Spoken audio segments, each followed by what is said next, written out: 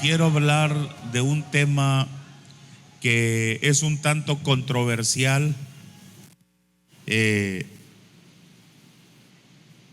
pero quiero hacerlo con la gracia de Dios. Toda la semana he estado siendo ministrado por el Señor, he estado siendo pues ministrado por Él en la intimidad y quiero hablarte de acerca de la fe y las obras. Es del apóstol Santiago. Santiago capítulo 2 versículo 14 hace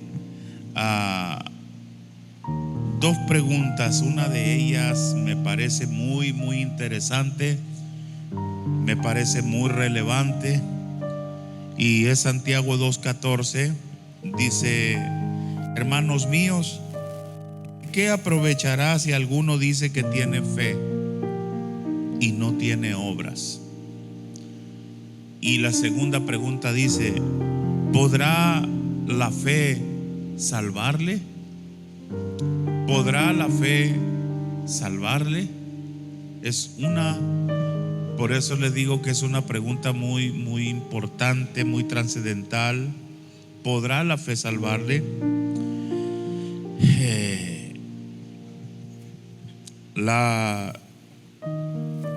Estuve, como les digo, leyendo, estudiando, revisando, y bueno, creo que nuestra iglesia, y cuando yo hablo de nuestra iglesia, no necesariamente me refiero al Calvario, sino a toda la iglesia en general, a toda la iglesia en general, que al parecer tenemos un problema, o más bien corrijo, no al parecer, sino que de hecho tenemos un problema, y ese problema es la pasividad de la iglesia. Así que las preguntas que plantea el apóstol Santiago en este versículo, especialmente la segunda pregunta, ¿podrá la fe salvarle?, son de mucha relevancia para la iglesia hoy, y esto debe de llamar poderosamente la atención a nosotros los pastores, y desde la perspectiva de estos cuestionamientos que hace Santiago, de qué le aprovecha, de qué aprovechará si alguno dice que tiene fe y no tiene obras. ¿Podrá la fe salvarle? Y a partir de esos cuestionamientos empezar a hacer una revisión de nuestras vidas, de nuestra enseñanza, de nuestro pastoreo. Estoy hablando como pastor, de cómo estamos encauzando, cómo encauzar o guiar a la iglesia en la visión y misión por la cual Dios nos tiene establecidos en los lugares que estamos, y levantar de su silla de confort, de comodidad, de pasividad, a una población bastante grande de la iglesia, a actuar, a hacer obras.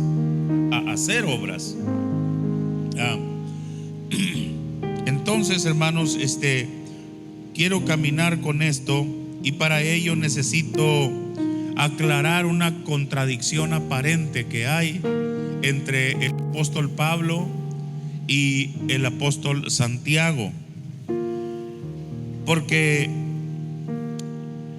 precisamente este pasaje que les voy a leer de Efesios capítulo 2 versículos 8 al 9, capítulo 2 versículos 8 al 9 dice: porque por gracia sois salvos, dice el apóstol Pablo, por medio de la fe. Esto no es de vosotros, es un don de Dios, no por obras, para que nadie se gloríe. al leer al apóstol Pablo, que dice que somos salvos por gracia, por medio de la fe, no por obras, para que nadie se gloríe, como que ha venido a darnos la justificación para, como lo dije ahorita hace unos momentos, sentarnos en nuestra silla de confort y no esforzarnos a las obras. Entonces, hermanos, para comprender a esto, pareciera como que si Santiago y Pablo se están contradiciendo, porque Santiago dice: ¿de qué le sirve a alguien si dice que tiene fe pero no tiene obras? ¿Podrá la fe salvarle?, dice Santiago, y Santiago dice no. Mientras que el apóstol Pablo pareciera decir que somos salvos así nada más, no por obras, para que nadie presuma. Entonces, para comprender a estos dos escritores, debemos de ver cómo se refieren a la fe. Sin duda, ambos, los dos, Pablo y Santiago, hablan de la fe salvadora. Por un lado, Santiago dice: ¿podrá la fe salvarle? Está hablando de fe salvadora, porque podrá la fe salvarle. Fe salvadora. Pablo dice: por gracia sois salvos por medio de la fe. También está hablando Pablo de fe salvadora. No están en diferente tema. Ambos hablan de fe salvadora. Y para comprender al apóstol Pablo necesitamos analizar algunos aspectos de su vida, específicamente lo que es ya más de lleno su ministerio. Porque si él está rechazando las obras, entonces su ministerio sería una contradicción.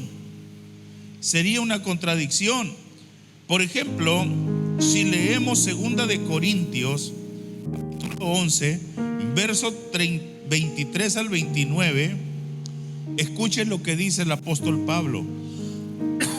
¿Son ministros de Cristo? Como si estuviese loco hablo.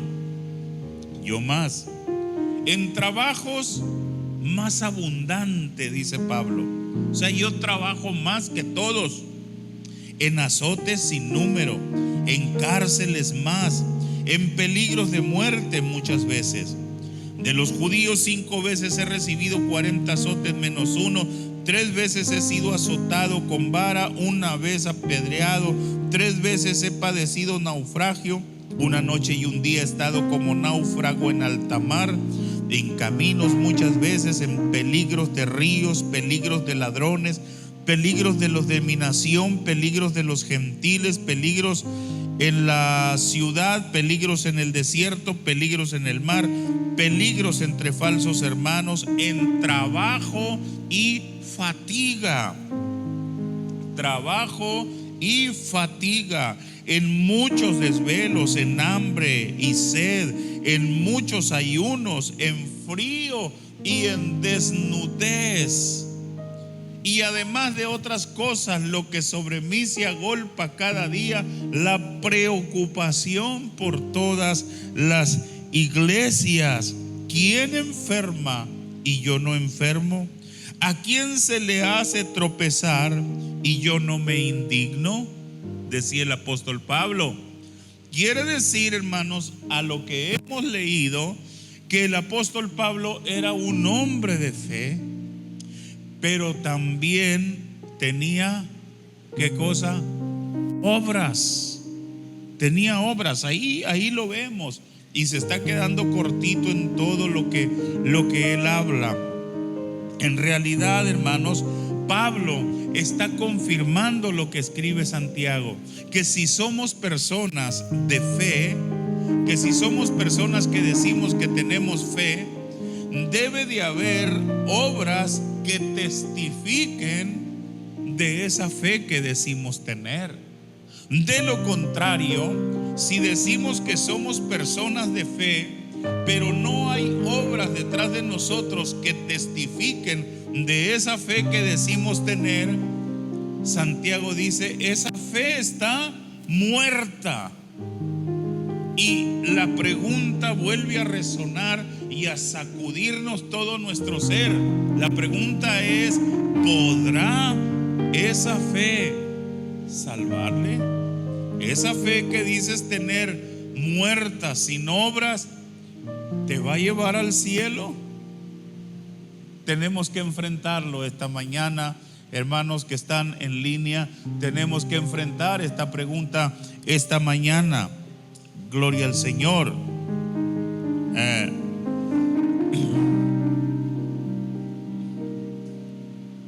Muy bien.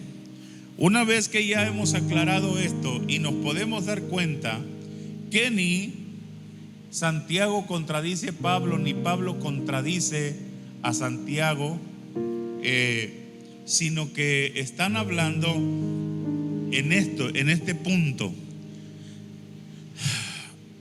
Lo que hacemos, si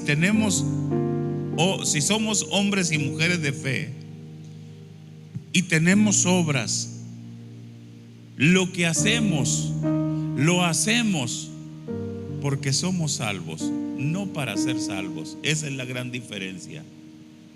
Lo hacemos porque Dios nos ha bendecido con su salvación, con su perdón, con su adopción como hijos e hijas amados en Cristo Jesús.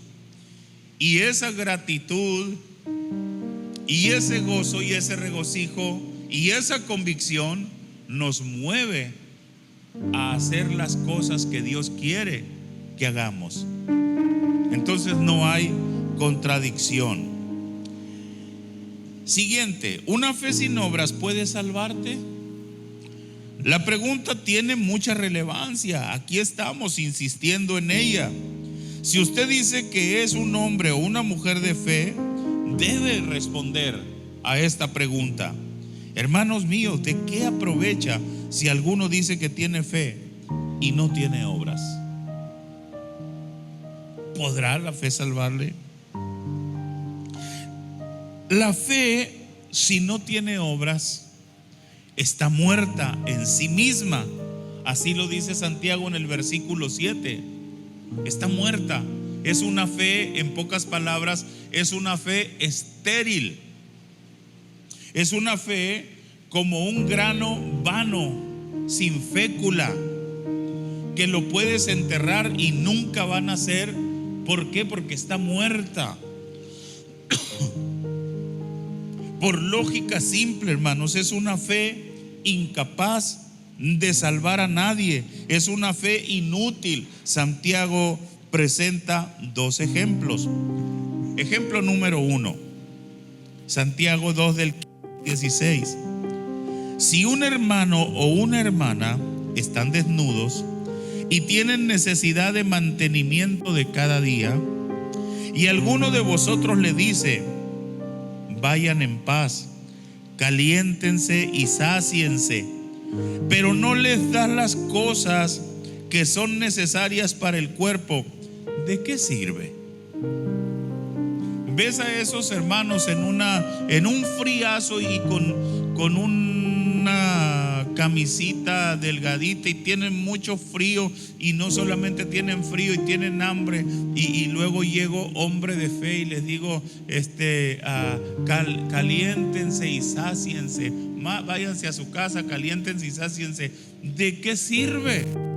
Le estoy dando una palabra de fe, pero ¿de qué sirve si no le doy, si no voy a mi closet y saco una de las chamarras que no uso y se la doy, y luego formamos por ahí una despensita y vayan y pasen una buena noche? O sea, no sirve de nada. ¿Por qué? Porque falta la obra. La palabra de fe no sirve de nada si no tiene obras detrás. Está muerta, es inútil, es estéril. Es el primer ejemplo que nos está dando. Es una fe inútil. No va a solucionar nada con declaraciones. No se soluciona nada si no se actúa con las obras. si las obras, perdón, no actúan junto con la fe, la hermana y el hermano del ejemplo no se van a calentar ni se van a saciar. Una fe muerta solo queda en declaraciones. Una fe viva, salvadora, es movida a la acción de cubrir sus necesidades. De lo contrario, la fe está muerta. La escritura dice, porque a veces, miren hermanos, volviendo a San Pablo, que parece que contradice a Santiago, esto es muy interesante, póngale atención, verás, porque a veces nosotros nomás leemos lo que nos conviene. No, es que no es por obras para que nadie se gloríe, decimos, ¿verdad? Pero vamos a leer todo el texto, la idea Paulina más completa, vamos a leerla. Efesios 2 del 8 al 10. Y me voy a esperar a que lo pongan en pantalla porque quiero asegurarme que lo leemos. Ahí en casita, abra su Biblia, su dispositivo y busque Efesios capítulo 2, versículos 8 al 10. Quiero asegurarme, mire, ahí está en pantalla. Porque por gracia sois salvos por medio de la fe. Esto no es de vosotros, es un don de Dios, no por obras para que nadie se gloríe. Pero lee el 10, porque somos hechura suya, criados en Cristo Jesús. ¿Para qué? Para que vea, Pablo no está contradiciendo a Santiago ni Santiago a Pablo. Somos criados en Cristo Jesús para buenas obras, las cuales Dios preparó de antemano para que anduviéramos en ellas. Entonces, si somos salvos por la fe, esto, hermanos, esto se tiene que empezar a ver en nosotros. No sé si me estoy explicando acá. Esto tiene que empezar a dejarse ver en tu vida, en mi vida. ¿Estamos bien? Aleluya. Segundo ejemplo, una fe semejante. El segundo ejemplo que da Santiago está muy fuerte, hermano. Una fe semejante a la de los demonios. ¿Cómo ve? Santiago 2:19. Santiago 2:19. Dice Santiago 2:19: ¿tú crees que Dios es uno? Bien haces. También los demonios creen y tiemblan. Pero eso no hace ninguna diferencia, porque sigue siendo diablo, sigue siendo demonio. Y esto, les decía, esto es muy duro y raspa muy fuerte, porque hay personas que dicen ser de fe, pero están al mismo nivel de los demonios. Satanás es conocido por varios nombres en la Biblia. Voy a mencionarle algunos nombres de la Biblia. El primer nombre es el diablo o diablo, que quiere decir calumniador. Calumniador. Se le conoce también con otro nombre al diablo: padre de mentira, porque es mentiroso. Luego también el diablo tiene otro nombre en la Biblia. Se le llama también el acusador. El acusador. Otro nombre que tiene es serpiente antigua, dragón, homicida y otros nombres más, pero con estos basta por hoy. Así es que imagínate, hermanos, si estas características se reflejan en mí, que calumnio, que miento, que acuso, entonces ¿a quién me parezco? ¿Mm? Había un grupo de religiosos que decían que Abraham era su padre, el padre de la fe. Abraham, ese es nuestro padre. Y Jesús en esa ocasión los enfrentó con una realidad muy dolorosa, aquel grupo religioso, y les dijo: vuestro padre es el diablo. Abraham no es el padre de la fe, no es vuestro padre es el diablo. Si leemos esta palabra en Juan 8, 39 al 44, dice: respondieron y le dijeron: nuestro padre es Abraham. Jesús le dijo: si fueran hijos de Abraham, las obras de Abraham harían. Noten las obras. Si fueran hijos de Abraham, las obras, diga conmigo, obras. Las obras de Abraham harían, o sea, se distinguieran, se parecieran a Abraham en su estilo de vida, en su manera de vivir, en su forma de ser. Pero ahora, dice, ustedes están procurando matarme. Abraham no haría eso. Están procurando matarme a mí, hombre que os he hablado la verdad, la cual he oído de Dios. No hizo esto Abraham. Abraham no hizo este tipo de obras. ¿Estamos captando esto? Vosotros hacéis las obras de vuestro padre.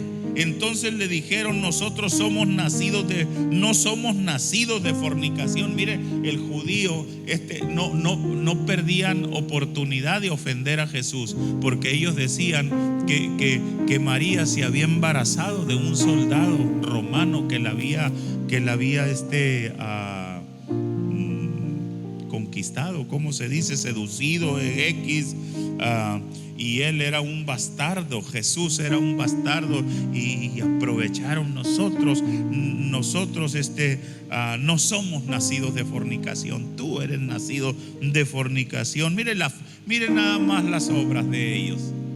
Qué tremendo, ¿verdad? En nada se parecían al Padre que decían tener. Por eso es que nosotros debemos de parecernos. Dice que que nos vistamos, que seamos imitadores de Dios como hijos amados. Gloria al Señor. El versículo 42 dice: Jesús entonces le dijo: si vuestro Padre fuese Dios, ciertamente me amarías, porque yo de Dios he salido y he venido, pues no he venido de mí mismo, sino del que me envió. ¿Por qué no entendéis mi lenguaje? ¿Por qué no podéis escuchar mi palabra? Y en el verso 44, ahí llega la bomba. Ustedes sois de vuestro padre el calumniador. Eso es lo que quiere decir diablo. Vosotros sois de vuestro padre el calumniador, porque lo calumniaron, hermano, porque le dijeron que era hijo de fornicación. ¿Se da cuenta? Vosotros sois hijos de vuestro padre el calumniador, y los deseos de vuestro padre quieren hacer.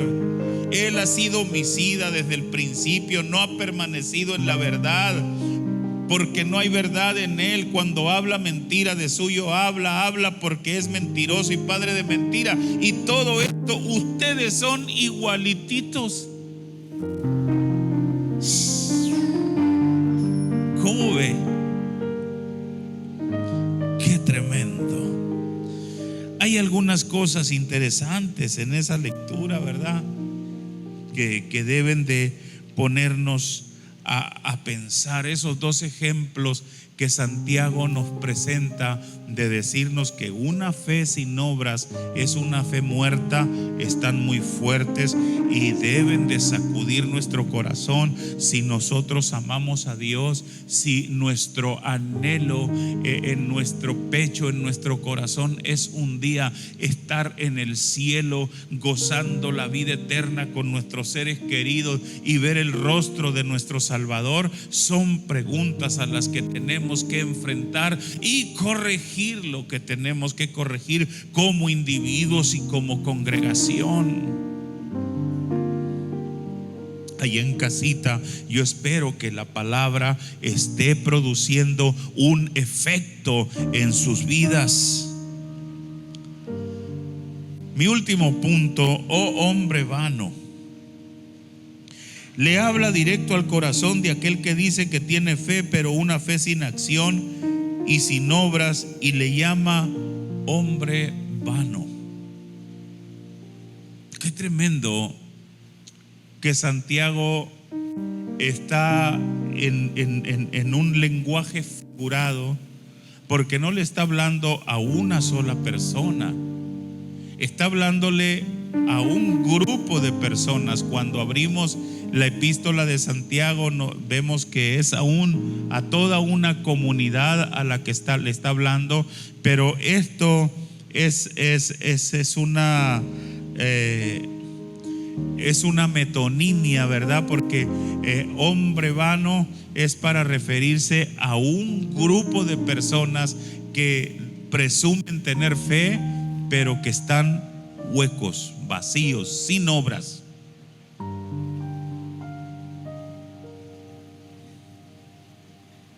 El apóstol Pablo tenía mucho cuidado ante esta realidad de ser un creyente con una fe muerta, o como dice Santiago, de ser un hombre vano. Él decía en 1 Corintios 9, 26 al 27: así que yo de esta manera corro, y no como a la aventura, de esta manera peleo, no como quien golpea el aire, sino que golpeo mi propio cuerpo y lo pongo en servidumbre, no sea que habiendo sido heraldo para otros, yo mismo venga a ser eliminado. La palabra griega kene quiere decir vano, vacío, sin sustancia. Una semilla vana, sin sustancia, está muerta, no puede reproducirse. Un grano de maíz vano, sin sustancia, no puede nacer ni dar más elotes ni mazorcas y mucho más grano. ¿Por qué? Porque está vano, está quené. Abraham, aquella fe que él tenía, lo movió a la acción, aun y cuando aquello que se le pidió y que fue a hacerlo era sacrificar a su hijo. A mí me llama mucho la atención lo que revela el Nuevo Testamento acerca de aquel sacrificio, aquel día que Abraham intentó ejecutar. Porque la revelación que nos da el Nuevo Testamento de aquella historia que se narra en el Antiguo Testamento, te lo voy a repetir para ser más claro. La historia que se narra en el Antiguo Testamento le arroja luz el Nuevo Testamento cuando te la narra el escritor de los Hebreos. Dice, nos revela, el escritor de los Hebreos nos revela, o el Espíritu Santo en el Nuevo Testamento nos revela los pensamientos del patriarca Abraham. Porque dice que Abraham iba pensando. ¿Y qué iba pensando Abraham? Que Dios es poderoso para levantar a su hijo de la muerte. ¿Por qué? Porque Dios se lo había pedido en sacrificio. Dámelo en sacrificio. Y preparó todo para irlo a sacrificar al monte que se le indicó. ¿Le dolía a Abraham? Sí. Y decía, en mi hijo Isaac, Dios me prometió que me iba a dar descendencia. Y si Dios me lo dijo, es porque Él es poderoso para hacerlo. Pero ahora me lo está pidiendo que se lo ofrezca en holocausto. Era una ofrenda completamente quemada, reducirlo a cenizas. Pero él pensaba, Dios es poderoso para dármelo de la muerte. Y aquella fe lo impulsaba a actuar y a hacer lo que Dios le pedía. Y lo hubiera hecho si Dios no le detiene, porque a Dios no pide sacrificio, no exige sacrificios humanos. Pero él iba en acción. Si nosotros decimos que creemos en Dios, debemos de ser hombres y mujeres de acción. Lo que Dios nos dice, lo que Dios nos pide, acción, acción. Acción fue lo que se vio en Rahab la ramera, que creía que el temor de Dios había caído en todo su pueblo y que el pueblo de Israel era un conquistador porque venía un Dios todopoderoso con ellos, y yo quiero ser parte de ese pueblo. Y actuó en fe, actuó en fe. Nuestras conclusiones, hermanos, porque dice Santiago en el versículo 26 del capítulo 2, a esta conclusión llega Santiago, escúchela: porque como el cuerpo sin el espíritu está muerto, así también la fe sin obras está muerta. No te sorprenda el día de tu muerte con una fe muerta. Dije, no te sorprende el día de tu muerte con una fe muerta, porque no sabemos cuándo. No te sorprenda el día de la venida de nuestro Señor Jesucristo, que no sabemos cuándo, con una fe muerta, sino con una fe viva, vibrante, de acción. Nuestras conclusiones. La pregunta con la que inicié este mensaje fue: si tú tienes fe pero no tienes obras, ¿puede esa fe salvarte? Ahí en casita responde eso: ¿puede esa fe salvarte? El estudio serio de la palabra de Dios claramente dice no. Pablo, no te refugies con el apóstol Pablo, Efesios 2:8, 9, porque por gracia sois salvos por medio de la fe, no por obras, para que nadie se gloríe. Lee también el versículo 10, el que sigue: porque somos hechura suya, creados en Cristo Jesús para buenas obras, las cuales Dios preparó de antemano para que anduviéramos en ellas. La escritura, mis hermanos, la palabra de Dios es concluyente. Dice que es una fe muerta, la fe sin obras, por lo tanto es incapaz de salvarte. Al no advertirte yo de esta verdad, yo mismo te estoy enviando al infierno. Yo mismo te estoy enviando a la condenación eterna. Esta mañana yo te quiero desafiar: cámbiate al modo de fe muerta a una fe viva, una fe con obras.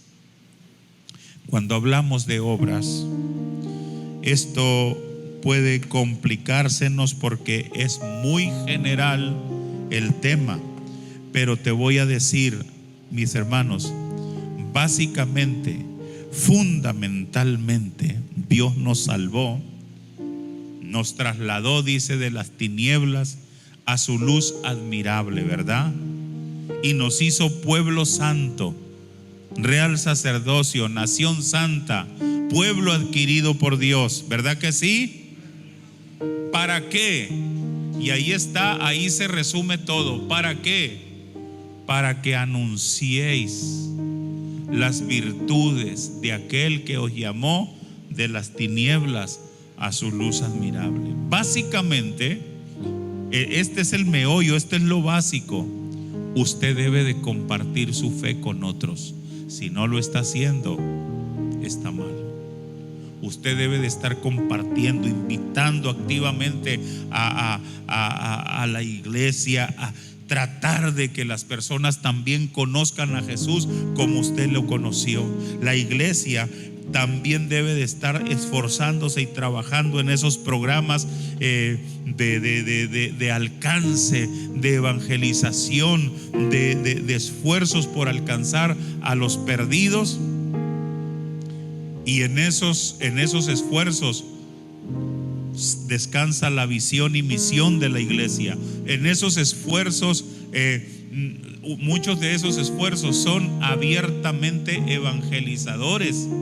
Otros esfuerzos no son abiertamente evangelizadores, son pre-evangelizadores, como el trabajo que se está haciendo del desayuno, de darle de alimentar a los niños en la Rosita, bajo carpa. Son pre-evangelizadores. ¿Por qué? Porque ahí no se está evangelizando abiertamente, pero se están haciendo puentes hacia familias que posteriormente se van a evangelizar. Y cuando nosotros entendemos eso, aprovechamos cada oportunidad en donde nosotros nos movemos, en nuestros trabajos, con nuestra gente, nuestros amigos, y les regalamos un folleto, les hablamos de cómo nos sentimos ahora que tenemos a Cristo, y colaboramos con la visión y misión de la iglesia para que ésta se cumpla. Obras, hermanos, pongámonos de pie y oremos al Señor.